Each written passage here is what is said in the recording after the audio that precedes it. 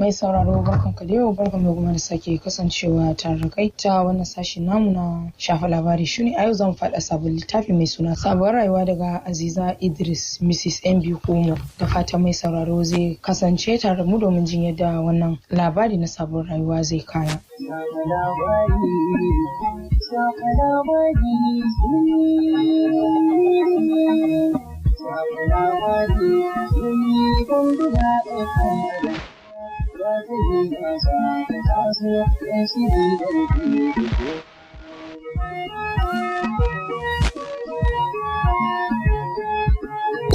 Zura kenan, kina ban mamaki yadda baki barin abu ya dame ki. Wani hali ne irin naki na burge ni, shi yasa kullum nake faɗa miki duk mijin da zai aure ki idan bashi da kirki to zaki cutu. Don sam duk tsawon zaman mu tare da ke ban taɓa yi maki wani abu na ga kin ɓata rai akai ba. Allah ya baki miji na ƙurai, ki kwantar da hankalinki. Insha Allah komai zai wuce, ke da ki ta addu'a. Ai komai baya wuce lokacin sa ko. To sai ba kenan ba za ki gane yadda abban mu ya dage bane kan maganar nan, ni kuma gaskiya har yanzu ban shirya ba. Bayan yadda muka yi da Abubakar na gane za mu samu Suwajiya su daɗa bawa abban baki, kuma ina son ki daure da irin wannan. Salma ta katse ta. Ni a jikin Hajiya mama ne, ya kamata fa mu je mu dubo ta. Da sauki jiya ma abban mu ya dawo daga dubo ta, yace ta samu lafiya sosai, ya kamata dai ƙarshen satin nan tunda har Allah ya samu kammala jarabawar mu je kuman nan dai mu dubo ta. Abinda ta ji sauki ai ba sai mun je ba ko. Ke idan baki son ladan ni zan je na gano ta. Rabon mu da baiwar Allah nan tun yaushe to naji. Ranar Asabar idan Allah ya kai mu sai mu tafi. Na sai bari na tafi, na san mama tana ta jira tun da azu daga cewa yanzu zan zo mu gaisa. Na koma na zo na sha zamana.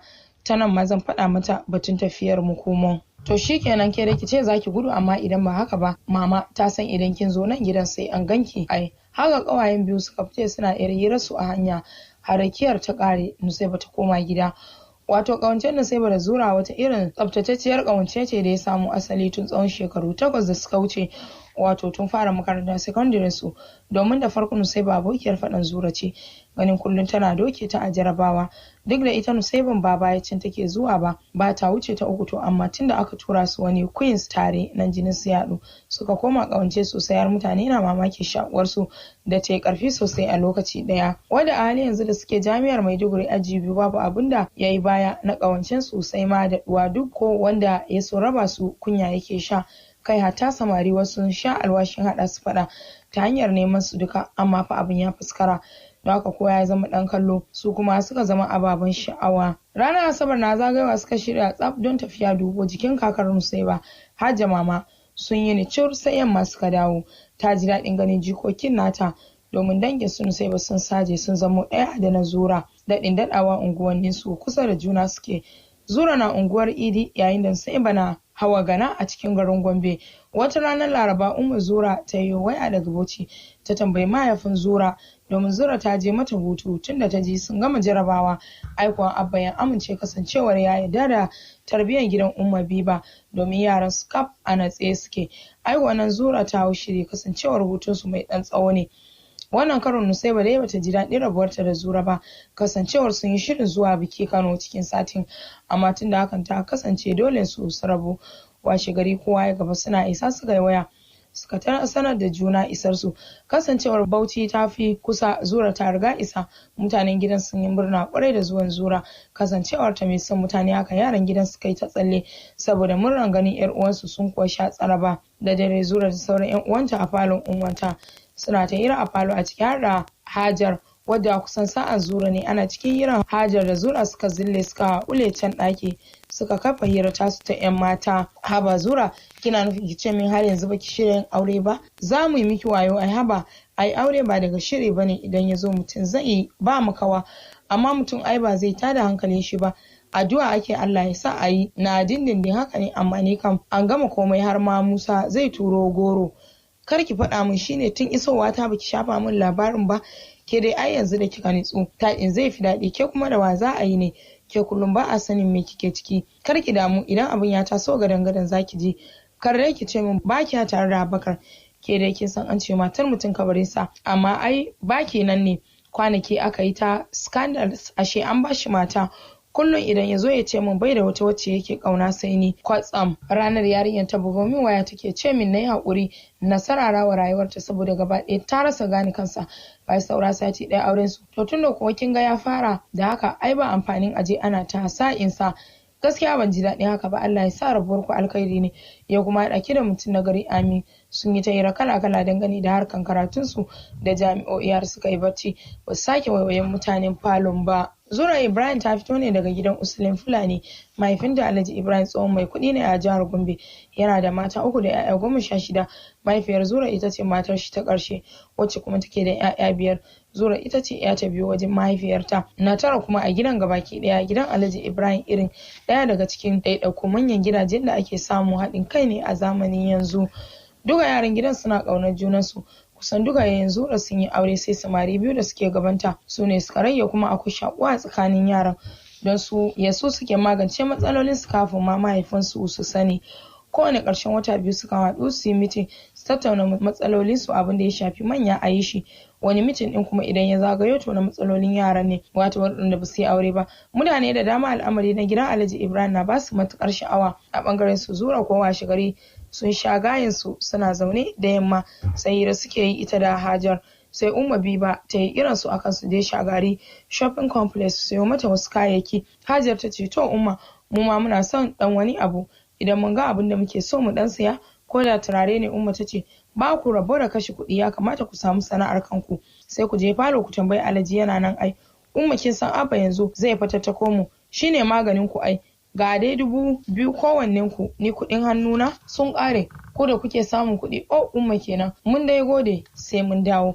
Sabuwar rayuwa ne daga Aziza Idris, shirin na zuwa muka ne daga nan Radio Najeriya Fambina FM Yola, abin alfaharin jama'a. A lokacin da suka fito suka tada Bala direba suka sanar da shi za su fita a hanya amma sai hirarsa suke yi. Suna isa suka sayi abubuwa da ya kamata su saya. Suna fitowa bakin shagon suka ci karo da wani mutumi ya sha ɗinkin Senegalese sai kamshin turare yake yana hira da wani abokin shi. Amma yana ganin su hankalin shi gaba ɗaya ya koma kansu har suka shiga mota. Ya yi shiru yana tunani kamar wanda aka mutsine shi. Ya miƙe a zabure bar abokin nashi ya shiga motar shi ya bi bayan su Zura. Yana isa ya ga gidan da suka shiga bai sauka ya yi magana da su bai juya ya koma wajen abokin shi wani da suke haɗuwa su yi hira. Kai kuma lafiya kamar wanda hauka ta hauka haka kawai ka tashi ka tafi ba sallama. Ba za ka gane ba ne, na ga wata dama ce idan kuma na tsaya wannan damar ta kuce min to fa ba za ku gane kaina ba. Ban gane ba, kana nufin ka ce 'yan matan da suka wuce ɗazu? Kusan haka. Kana bani tsoro wata ran. Yau ka ce ba ruwanka da 'yan matan yanzu mayaudara ne sai zaɓin momi za ka bi. Yanzu gashi ka bi 'yan mata har gidajensu. Me yake damun ka ne? Na zauna na yi nazari ne, al'amarin momi nan zan tabbata a goro ne idan na biya wa zaɓinta. Idan ka ga wasu irin fadararrun matan da ake haɗa da su gaba ɗaya idan aka yi auren ni zan sha wuya don duk ban ga macen kwarai a cikin su ba, daga mai tsabagerar rashin kunya sai masu fitsara. Kai akwai wacce aka turo don mu gana, ina zaune a falo kawai yarinya ba sai ta tunkaro inda nake zaune ba tana neman zama kan cinyata. Wani abun ban takaici ma na yi shiru ne amma duk 'ya'yan ƙawayenta ba wacce ta yi min har Husna. Kai dai bar zancen yanzu dole na bi ka fa anjima na san me na taka don haka kawai jikina ya bani za mu daidaita da yarinya. To ni dai a gani na mutum 2 na gani amma da alama kai mutum 1 ka gani. Isa kenan. Ni ka ga na tashi ma idan Musa ya zo ka ce masa na wuce gida. Abokin shi Isa ya bi shi da kallo yana girgiza kai. Yana koma cike shiga falon momi ya tarar ta yi baki tana ciki. Sai ya juya zuwa sashin sa da ke gidan. Sai ga Afra yaya Aslam ka dawo? Tuntuni momi ke neman ka. Wai za ka yi dropping ɗinta a unguwa? Amma ina ga yanzu ta fasa don ta yi bakuwa. Ina jin wata sabuwar maka yar haɗin aka samo. Me kike nufi? Naji suna cewa yar gidan mutunci ne. Ai yanzu kam momi sai ta huta. Sai ka ce wanda na shekara 40 bata ga na yi aure ba yau wannan gobe wancan. Ai ta damu da ta ga kayi auren ne. Ka fado shi 40 din what? Kwata-kwata fa 36 nake. Oh my god. Na tsufa gaskiya na fasa zuwa. An jima yanzu zan tafi Karnai Latti. Yayi ina zuwa? Neman mata? Ta kwashe da dariya. Ai duk ma wacce kake da niyyar zuwa wajenta yanzu to ka dauki matakin rasa ta ne. Idan ka je gunta a wannan lokaci an fa kusan kiran sallah ba za ka gane bane. Sai yayanki ya zama tsoho ba mata. Kar ka damu insha Allah za ka yi dace saboda na san ka da addu'a kuma jinkirin nan zai da alkhairi da yardar Allah. Na gode. Yanzu bari na gangara masallaci kafin momi ta fito ta ritsa ni da kotunanta. Yau zan riga ladan zuwa. Suka yi dariya ya fice. Aslam Muhammad shine ɗa na farko wajen mahaifin shi kuma yana da ƙanne 4. Aishatu Afra ce ta ƙarshe, ƙanin shi mai bi masa ya rasu, sai mata 2 Kausar da Farida sun riga sun yi auren. Mahaifiyar shi ta daɗe tana fatan ta ga ɗanta ya aje mata jikoki saboda maganganun da jama'a suka fara yi game da zaman shi haka, amma abun ya ci tura duk wanda aka samu sai Aslam ya ki. Wani abu ba karamin damun momin nashi yake yi ba. Mahaifin Aslam ya daina sa baki sai ido, don ita momi ta fi karkata ga sama masa 'ya'yan manya, wai ɗanta ba zai auro 'yan cin arziki 'yan ƙananan mutane ba. To fa bayan sallar isha ya nemi abokin shi Musa akan yanzu ya taya shi sa baki ko zai samu a saurare shi. Hakan Musa ya sha waya akan wai har yanzu bai taso ba. Ƙarshe dai sai shine ya bi Musan suka wuce tare. Suna fakin a kofar gidan, Musa ya kalle shi ya ce, me ya ma kace suna yarinyar zamu wajenta? Ban sani ba, ban tambaye ta ba, ni dai na biyo ta dai kawai zuwa nan, na juya ba tare da na yi mata magana ba. To bari mu tura yaro mu ce ana sallama da 'yan matan gidan, tunda ko sunanta baka sani ba. Kai wani irin shirmemme ne, ya zaka ce me haka? Ban samu chance bane, ina zuwa. Suna shigewa cikin gidan, shi yasa to ni dai a iya sani na yarinyar da ta kai aure a gidan nan an mata miji. What? Kace na yi misi? Ina, ai dole na sha kanta, ko ma waye shi dole ya kura. Tukuma ya aka kasan an yi mata miji? Su biyu na gani, waye kasan nake so a cikin su? Yar gidan nan dai ɗaya ce wacce za a aurar kwanan nan, kuma ni zan aure ta. Inna lillahi wa inna ilaihi raji'un. Wai me ya rage na gani idan ba son yariyar abokina ba? Ka cuce ni Musa, yanzu dama nan ne gidan su Hajar. Rashin kirkin ka ne ma ya jawo da ka zo ka gaishe ta, da ka san da haka, saboda haka sai mu juya. A'a, ka kira ta a waya ta fito mu gaisa, sai ta fito da kawarta ta mu ga waye, mu ga ɗayar. Idan Hajar ce na haƙura, idan kuma ɗayar ce ba shi kenan ba. Na ji sarkin naci. Musa ya danna waya ya sanar da Hajar yana kofar gida shi da abokin shi. Masallaci sai kun zo. A kasance tare da mu gobe idan mai duka ya kai mu domin jin ci gaban labarin. Gani lokacin shirin yayi, nan zan dakata. Littafi na 1 ne, Sabuwar Rayuwa da Aziza Idris. Hassan Abdulrahman Dumama haɗa sauti. Ni Jamila Adamu zuwa kwake muku fata.